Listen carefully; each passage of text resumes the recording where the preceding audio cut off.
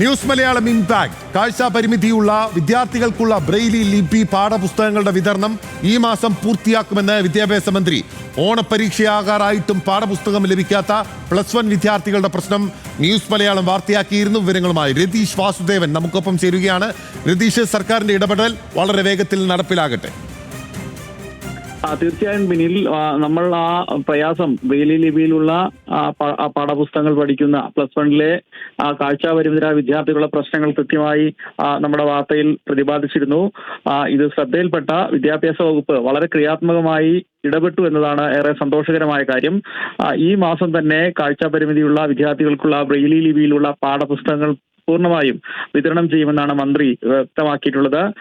എന്തായാലും വലിയ സന്തോഷകരമായ കാര്യം, കാഴ്ചാപരിമിതിയുള്ള വളരെ പരിമിതമായ വിദ്യാർത്ഥികൾ പഠിക്കുന്ന ഈ വിഭാഗത്തെ ആ രീതിയിൽ തന്നെ വാർത്തയുടെ ഗൗരവം ഉൾക്കൊണ്ട് തന്നെ വിദ്യാഭ്യാസ വകുപ്പ് ഏറ്റെടുത്തിരിക്കുന്നു. അത് ഈ മാസം തന്നെ പൂർണ്ണമായും അതിനുള്ള ക്രമീകരണങ്ങൾ നടത്തിയെന്നാണ് മന്ത്രി വ്യക്തമാക്കിയത്.